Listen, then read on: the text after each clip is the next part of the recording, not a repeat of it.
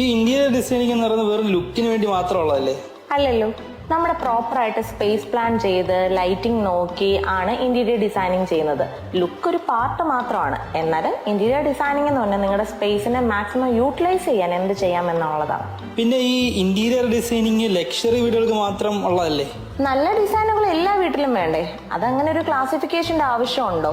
നല്ല ഡിസൈൻ എല്ലാ വീട്ടിലും ഇരിക്കട്ടെ, അത് ചെലവ് കുറഞ്ഞ രീതിയിൽ നമുക്ക് ചെയ്യാം. പിന്നെ ഈ ഇന്റീരിയർ ഡിസൈനർ എന്ന് പറഞ്ഞാൽ തന്നെ ഒരു അധിക ചെലവല്ലേ? പ്രൊഫഷണൽ ആയിട്ടുള്ള ഒരു ഡിസൈനർ നിങ്ങളുടെ അധിക ചെലവിൽ നിന്ന് നിങ്ങളെ രക്ഷിക്കും. ഇപ്പൊ പിൻട്രസ്റ്റ് ഒക്കെ ഉണ്ടല്ലോ, അത് നോക്കി സ്വന്തമായിട്ട് നമുക്ക് ചെയ്താൽ പോരെ? ഓരോ വീടിനും ഓരോ ലേ ഔട്ട് ആയിരിക്കും. പിൻട്രസ്റ്റിൽ കാണുന്ന വീട് പോലെ ആയിരിക്കില്ല നിങ്ങളുടെ വീട്. അവിടെ പ്രോപ്പറായിട്ട് വെളിച്ചവും കാറ്റും ഒക്കെ വരുന്ന രീതിയിലായിരിക്കും നമ്മൾ ഡിസൈൻ ചെയ്ത് തരാം. പിൻട്രസ്റ്റ് ആണെങ്കിൽ അവിടെ പൊക്കോട്ടോ. ഒരു ഡൗട്ടോടെ, ഈ ഫോൾ സീലിംഗ് എന്ന് പറയുന്നത് ഒരു അധിക ചെലവല്ലേ?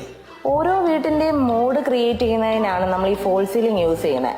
ഈ ഇലക്ട്രിക്കൽ വയേഴ്സ് എല്ലാം കൺസീൽ ആവാനും ഒക്കെ ഈ ഫോൾ സീലിംഗ് ഹെൽപ്പ് ചെയ്യും. പിന്നെ പ്രോപ്പറായിട്ട് ലൈറ്റിംഗ് വേണമെന്നുണ്ടെങ്കിൽ നമുക്ക് ഫോൾ സീലിംഗ് പോയേ പറ്റുള്ളൂ. പിന്നെ ഈ ഇന്റീരിയർ ഡിസൈനിങ് ഒരു ആഡംബരമല്ല കേട്ടോ. നിങ്ങളുടെ സ്പേസിനെ മാക്സിമം യൂട്ടിലൈസ് ചെയ്യാനും വീടിനെ കൂടുതൽ ഭംഗിയാക്കാനും പറ്റുന്ന ഒരു ആർട്ടാണ് കേട്ടോ. സ്ക്രോൾ ചെയ്ത് പോവല്ലേ, പേജ് ഒന്ന് ഫോളോ ചെയ്തേക്കണേ.